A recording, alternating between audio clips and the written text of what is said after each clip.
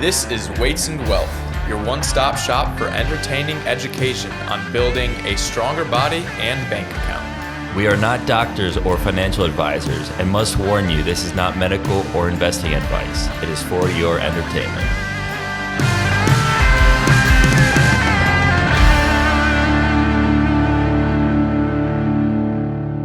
Welcome to Weights and Wealth, episode 61, How Carbs Affect Cortisol and How Interest Rates Affect Payment. A bunch of different topics to cover today. We're going to have Ted lead us in with the shout out. This week's shout out goes to Henry from Oak Grove, Kentucky. He left a review for us on the Testosterone Ebook, which you can get for free at weightsandwealth.com. He said, all the things you didn't know you needed to know to improve your health. And then he added an eggplant emoji. Nice. Thanks, Henry. So for our wealth wisdom of the week, it kind of ties into our intro article, which Nick is going to cover. But, this is obviously not financial advice. But if you are a relatively intelligent person, it might be interesting, fun, and potentially profitable for you to take some discretionary spending that you might be using on FanDuel or, MGM Sportsbook and pay attention to emerging markets and buy stock in those companies rather than, betting on Saquon Barkley or Patrick Mahomes. So I think that those companies will probably have a longer shelf life than those two individuals in the NFL. So think about yourself in 30 years and look at emerging markets rather than the over-under. But at the same time, if you do bet on an emerging AI company, for example, expect to lose that money because whenever there's an emerging industry, most of the companies will fail. 100%. But maybe you hit an Amazon. Who never knows? know. Maybe you hit a Google. So, Or maybe you hit a Microsoft. Or a Microsoft. There we go. So our intro article is that when Windows IPO'd, it created 12,000 millionaires. And just because that's how a lot of startups compensate their employees is through stock options, because then they don't have to pay them as large of a salary. Just because cash flow can be limited at a startup because they're largely running off of debt and investor funds and they're losing money. So a way that they compensate their employees is through stock options. So starting at a company and staying with it for the life of it can really pay off if that company takes off. Yeah, and if you would like to join an emerging company and get some stock options, if you have video editing skills, come to Weights and Wealth so I don't have to keep editing. We would love to have another one or two people join the team if you think it would be a fun hobby with potential for growth in the future. But yeah, we're always looking for a video editor that's fond of the 5Fs. So if that interests you, feel free to reach out to us. Yeah, and you could become a millionaire in the process. Yeah. Yes. We don't Maybe. know. Could. In an alternate universe. 10 years Potentially. down the road. It's like when we say potential guest and say Joe Future Rogan. potential guest. Future potential guest, Joe Rogan. All right. But speaking of him. Speaking of Joe Rogan. Yes. Wow, we're really killing these transitions. It's smooth. But we get too excited about it. Then it ruins it. You kill all the momentum. It's a weird laugh. No. Speaking of Joe Rogan, there's an episode somewhat recent where he had a guy by the name of Bruce Bryan on. And Bruce Bryan was dealt one of the worst hands anyone could be dealt in life, in that he was wrongfully convicted for life for a crime he didn't commit. But after serving decades in jail, I forget what the foundation is that looks into life sentences and tries to overturn wrongful convictions. But he became free and started talking with Joe. And when he went on the podcast, one of the quotes from that episode is from Bruce, and he said, "You can become bitter or you can become better.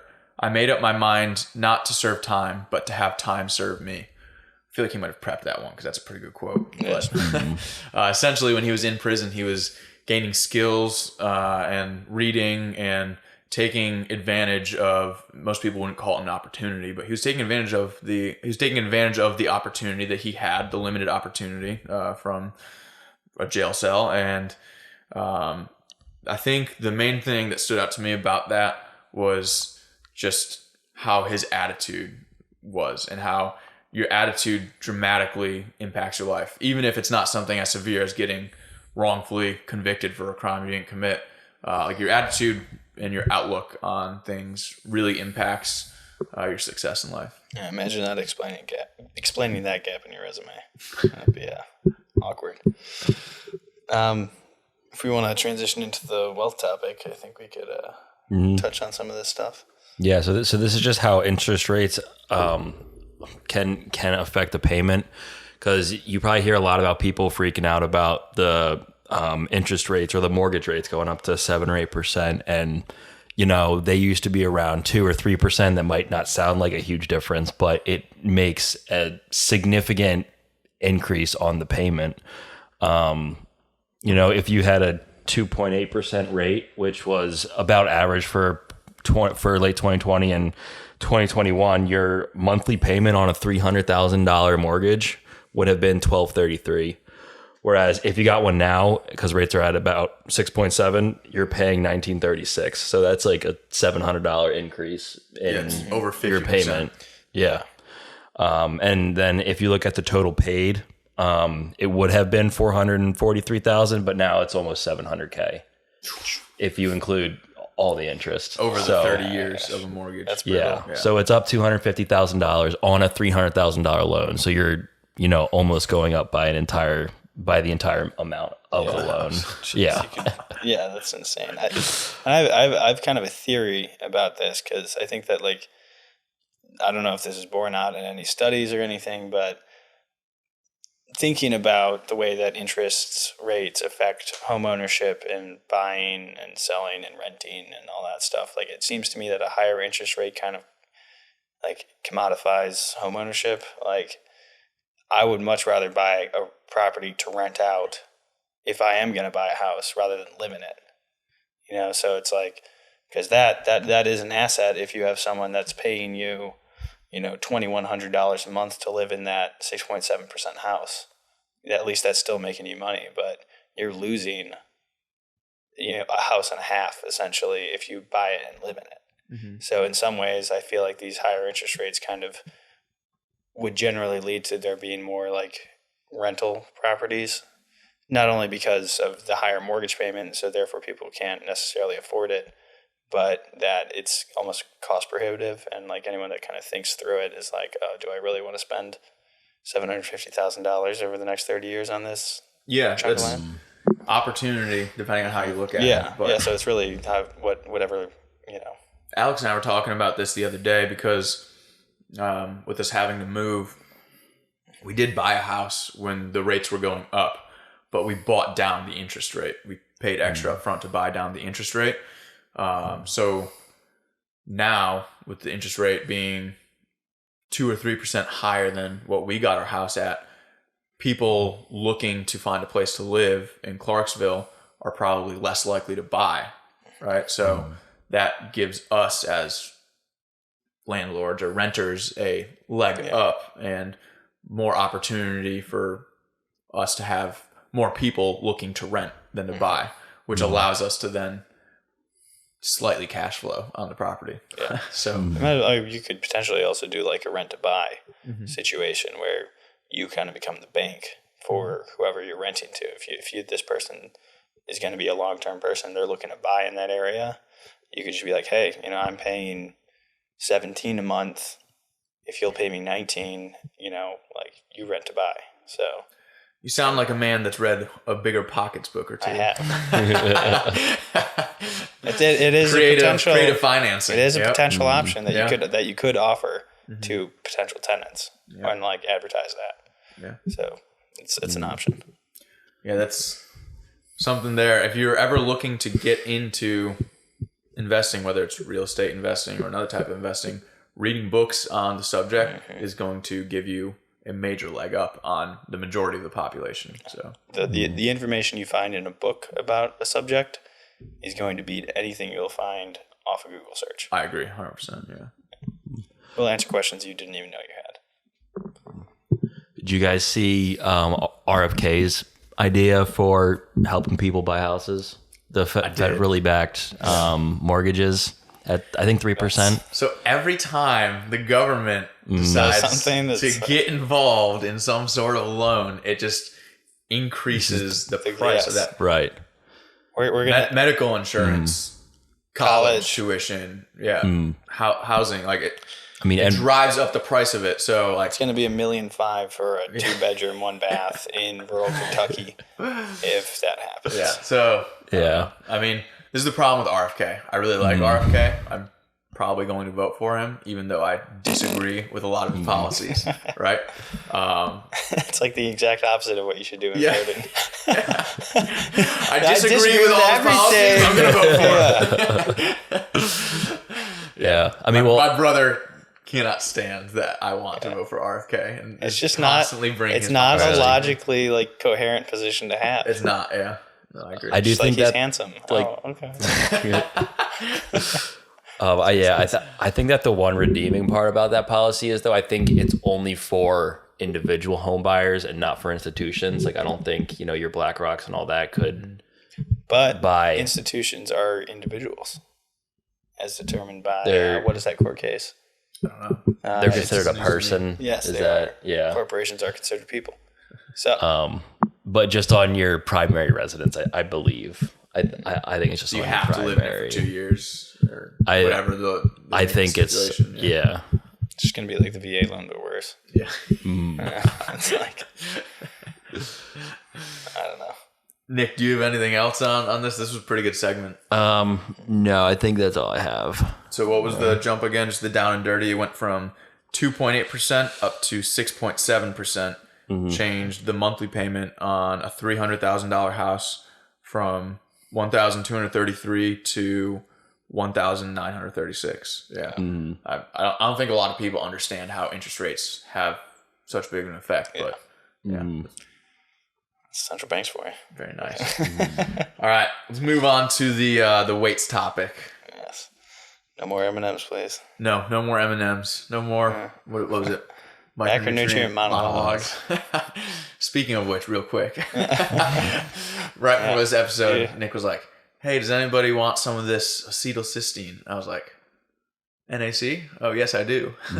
NAC is the primary precursor to glutathione. Yeah, there you go. It's the primary precursor to glutathione, which is your body's main antioxidant that it uses. So NAC, definitely a great supplement to take for most people. Not medical advice, but for what it's worth. I take it for my post-concussion syndrome symptoms mostly, but if you're looking for a supplement, it's not a bad one. I should probably start taking it.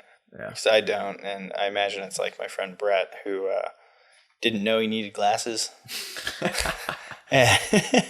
for like 8 years. Just thought everything was kind of in like, I don't know, low resolution. Yeah. Like playing like a early 2000s computer game all the time. I guess that's what his life was like. And then he put on glasses and he was like, whoa. I can This see is the like leaves. HD. Yeah. So Yeah, but NAC is kind of like creatine. Instead of putting fluoride in the water supply, they should put those in the water supply. yeah. Get some healthier. Then we'll go around with engorged heads, and it will completely change the birthing process. All right, this topic, again, we don't want another M&M here, so we're just going to do a very shallow overview of it, but it was a question that someone had, so I'm just going to answer it without getting too detailed for most of our audience that doesn't have much of a science background. So they were wondering how carbs affect cortisol. So cortisol is a stress hormone, essentially, in the body. And your body uses cortisol for a lot of different functions. One of the functions is if your blood sugar is low, your body will release a little bit of cortisol, and that cortisol will release some glucose into your bloodstream, and then your blood sugar is regulated. So that's one of the many functions of cortisol. Normally, when your blood glucose increases, your pancreas will then release insulin. Insulin will then have your muscles or other tissue in the body absorb that blood glucose. And then your blood glucose goes down. So insulin is the primary blood sugar regulator in your body. Cortisol also happens to have an effect on insulin through the pancreas and receptor cells in the pancreas. But essentially, if you take carbs after your workout, so very common recommendation is 30 grams carbs, 30 grams protein. We went over the whole 30 grams of protein thing in episode 56, 57, 58, somewhere in there. Yeah. We broke down 57 maybe. We broke down No limit. A recent study. No limit on protein consumption. No limit on carbs. Okay. But a common protocol is like 30 grams protein, 30 grams carbs after your workout. And what that will do is that will shut down not in entirety, but it will blunt the amount of cortisol that's released in your body after your workout when your body is stressed. So the real application for this, most people, it doesn't really matter. But for the person that asked this question, if you are someone that is constantly dealing with a lot of stress and you feel stressed out, you are someone that would probably benefit from having carbs almost immediately post-workout so that you're not having added amounts of cortisol if you are already in a high cortisol state. And she eat like 1 billion bananas. Yeah, eat 8 bananas right after your workout. Yeah, I think. I can't eat bananas. I'm allergic. That's weird. That's a weird thing to be allergic to. If I eat a banana, I'm like curled up in the fetal position. I'm allergic to extreme gastric distress. I'm allergic to sausages, but just because of the shape. Just the shape. Yeah. Popsicles too, right? Yeah. I can't do it. If I ever take a picture of Sean eating a banana, we'll put it up on the podcast. 100%. It'll be the new profile logo. Yeah. I was known as the chunky monkey when I was a baby. I had one other thing to add with this topic real quick, and that was other people that benefit from carbs immediately post-workout is if you're doing like 2-a-days or something, then you're going to want carbs post-workout so that you can restore the glycogen stores. Glycogen is basically carbs and water together in your muscle. So if you want to replace your glycogen stores that you used for energy during your workout, you want to have carbs immediately post-workout. Have carbs, have water, have your protein, sodium, so you can replenish your glycogen stores and be ready for that next workout if you're doing some sort of 2-a-day, whether you're in the Army and you have to run and lift, or you're a student athlete and you're lifting in the morning and then having practice later in the day. Whatever the case is, if you're having 2 workouts in a day for some reason, then it's a good idea also to have carbs right after your workout. 100%. Knock out a breakfast sandwich with plenty of bacon and eggs and cheese. Bacon and eggs is the key to life. Yeah, and then have a banana with it. Yeah. And boom. Big banana guy over here. Big banana guy. Oh yeah. Anything to add about bananas over there, Nick? I haven't had a banana in a while.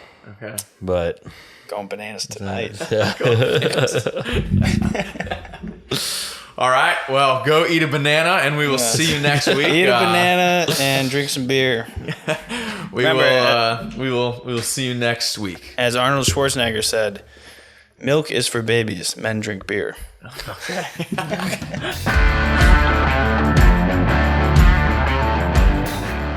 Thanks for joining us today at Weights and Wealth. And don't forget to apply today's lessons to live healthy and wealthy. If this conversation will contribute to your fitness and financial gains, please share it with a friend or family member and give a 5-star review so more people can lift bigger weights and get bigger bank accounts.